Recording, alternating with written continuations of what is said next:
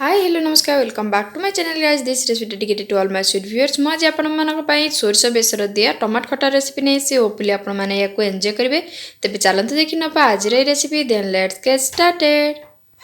सर्वप्रथम सोरस बटर मसला प्रस्तुत करि नबा मु एठी 4 स्पून सोरिस को नेछि सोरिसर क्वांटिटी के अधिक रखि नबा।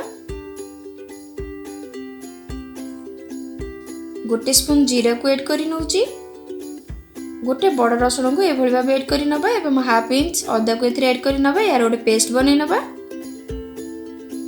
हाफ किलो टमाटर को एभली भाव रे मु काटि नेछि टिके बड़ साइज रे काटि नेछि।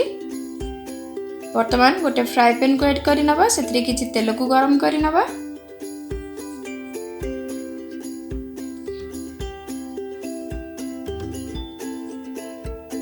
तेल को बहुत भलो भाव रे गरम हबा पई दबा।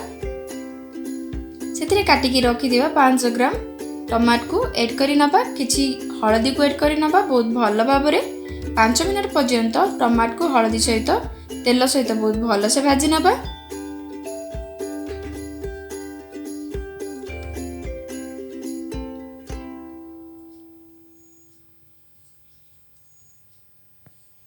पांच मिनट टमाटर को बहुत भलो भाव रे भाजीबा परे बाटिकी रखि दिबा सोरस मसला को एथरे ऐड करि नबा। सोरस मसला को ऐड करबा परे पुणी 5 मिनट पर्यंत टमाटर को बहुत भलो भाव रे कुक करबा पई दबा। मझिरे मझिरे बहुत भलो से याको गोळै नउतबा।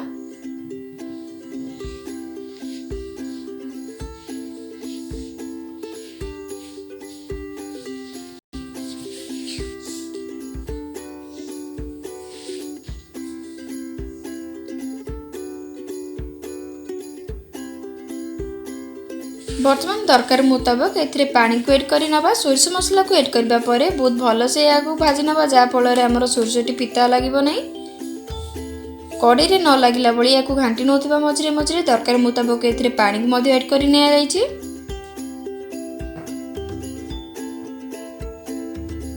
एथरे मु किछि स्वाद अनुसार लूण को ऐड करि नउछि।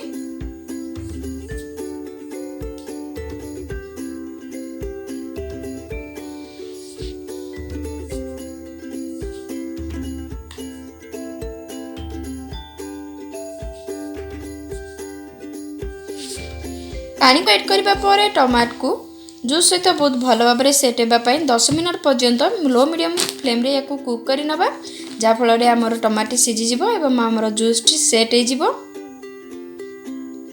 वर्तमान टमाटर को आ गोटे गैस चूल्हा को ट्रांसफर करि नबा एवं यार फुटण करि नबा।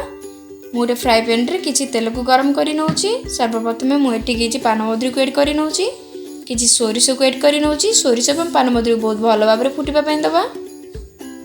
वर्तमान मु एथिरे किछि सुखला लंका को ऐड करि नउची एवं किछि गुंड हेंगु को ऐड करि नउची जा फल रे बहुत भलो फ्लेवर आसी जिवो।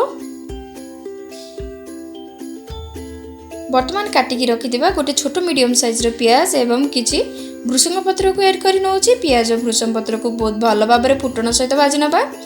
वर्तमान हमर फुटण हे सारिछि टमाटर रे वर्तमान फुटण को ऐड करि नबा।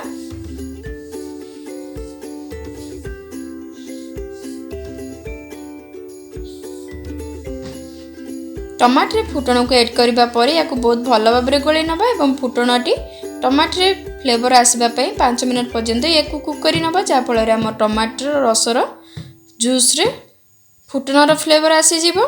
आपण जदी डायबिटीज पेशेंट थांती ताले आपण एई समय रे याको 5 रु 10 मिनिट कुक करबा परे याको बंद करि परबे। जदी आपण किछि मीठा खाइबा पसंद ताले आपण एथरे किछि चीनी किबा गुड़ को मध्ये ऐड करि परबे।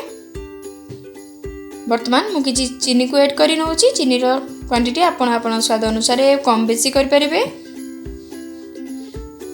जदि आपन मीठा पसंद नै ताले आपण एई प्रोसेस रे ही एन्जॉय करि परिबे। चीनी को ऐड करबा परे 5 मिनिट पर्यंत बहुत भलो भाव रे गैस फ्लेम रे कुक करि नबा।